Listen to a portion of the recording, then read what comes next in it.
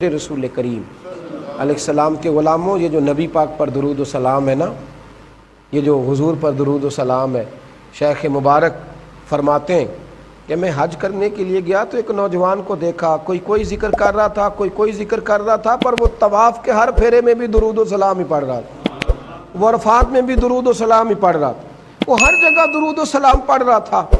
میں نے اسے کہا کہ بیٹے تو کوئی اور وظیفہ کیوں نہیں پڑھتا؟ تو کہنے لگا میرا تجربہ کہتا ہے کہ سارے اذکار ہی اچھے ہیں پر درود و سلام کی کیا ہی بات ہے۔ میرا تجربہ کہتا ہے، تجربہ میں نے آزمایا ہوا ہے، آزمائی بات ہے۔ کہا وہ کس طرح؟ تو کہنے لگا میرے حج کے سفر میں میرے والد کا انتقال ہو گیا تھا، اچانک ان کا چہرہ بھی سیاہ ہو گیا، تو لوگ نا گھن کرنے لگے کہ خدا جانے کیا معاملہ ہے کہ انتقال کے بعد چہرہ سیاہ ہو گیا۔ فرماتے ہیں پھر میں نے رات کے اندھیرے میں چاند کو چمکتے دیکھا، خوشبوؤں کو بکھرتے دیکھا، اور فرماتے ہیں کوئی آنے والی ہستی آئی اور انہوں نے آ کر کے نا تو میرے والد کے چہرے سے کپڑا ہٹایا اور پھر دست مبارک پھیرا تو چہرہ 14ویں کے چاند کی طرح روشن ہو گیا۔ فرماتے ہیں وہ کریم جانے لگے تو میں قدموں سے لپٹ گیا، میں نے کہا محبوب بتائیں تو صحیح یہ ماجرا کیا ہے؟ تو محبوب فرمانے لگے میں وہی رسول ہوں جس پر تیرے والد درود و سلام پڑھتے رہے، تو میں آج آیا ہوں، اس نے ہمیشہ درود شریف پڑھا ہے، تو لوگ کہیں یہ نہ سمجھیں کہ یہ گناہ گار تھا، چہرہ سیاہ ہو گیا تو میں اس کی پردہ پوشی کرنے آیا ہوں۔ فرمانے لگے میرے والد درود و سلام پڑھتے تھے تو رب نے یہ درجہ دیا، میرا بھی وظیفہ ہے، میں صبح بھی درود پڑھتا ہوں، میں شام بھی درود پڑھتا ہوں۔ اور حضرت عمر فاروق رضی اللہ تعالیٰ عنہ فرمایا کرتے تھے تیری تو دعا بھی تب قبول ہوگی جب تو نبی پاک پہ درود و سلام پڑھے گا، تیری دعا بھی ترمذی کے لفظ ہے۔ حضرت عمر فرمانے لگے زمین آسمان کے درمیان تیری دعا معلق رہے گی، لٹکی رہے گی جب تک کہ تو میرے نبی پاک پر درود و سلام نہیں پڑھتا۔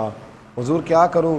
فرمایا جب دعا مانگ رہی ہو پہلے اللہ کا ذکر کر، پھر مصطفیٰ کریم پر درود و سلام پڑھ، پھر تو جو دعا مانگے گا رب اپنے فضل سے قبول فرمائے گا، اللہ اپنے فضل سے قبول فرمائے گا۔ میرے نبی کریم علیہ السلام نے درود و سلام کا بتلایا۔ ایک صحابی نے عرض کی حضور مسجد میں کیسے داخل ہونا ہے؟ فرمایا مسجد میں جب داخل ہونا تو پہلے مسجد میں داخل ہونے کی دعا پڑھنا، پھر اپنے نبی پہ درود و سلام پڑھنا۔ حضور نکلنا کیسے ہے؟ پہلے باہر نکلنا تو پہلے دعا پڑھنا، پھر اپنے نبی پہ درود و سلام پڑھنا۔ ایک نے عرض کی حضور اذان ہو رہی ہو تو کیا کروں؟ تو حضور نے فرمایا اذان کے کلمات کا جواب دے اور پھر اپنے نبی پہ درود و سلام پڑھ، پھر اپنے محبوب پر۔ اور امام قرطبی نے لکھا ہے ایک نے آ کے عرض کی یا رسول اللہ صلی اللہ علیہ وسلم گھر میں غربت بڑی ہے۔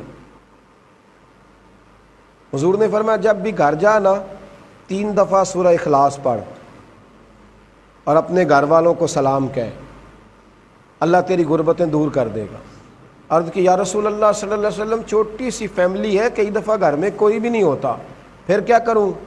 آپ نے کہا ہے گھر والوں کو سلام کہنا ہے، سورہ اخلاص پڑھنی ہے۔ تو حضور نے فرمایا جب گھر میں کوئی نہ ہو تو سورہ اخلاص پڑھنا اور اپنے نبی پہ درود و سلام پڑھنا۔ وہ صحابی کہتے ہیں میں نے اتنا عمل پکایا، کچھ مہینوں کے بعد وہ آئے اور عرض کرنے لگے یا رسول اللہ صلی اللہ علیہ وسلم کمال یہ ہے کہ درود و سلام کی برکت سے میں تو امیر ہوا ہی ہوں، میرے پڑوسی بھی امیر ہو گئے، دائیں بائیں والے لوگوں پہ بھی اللہ نے کرم فرمایا۔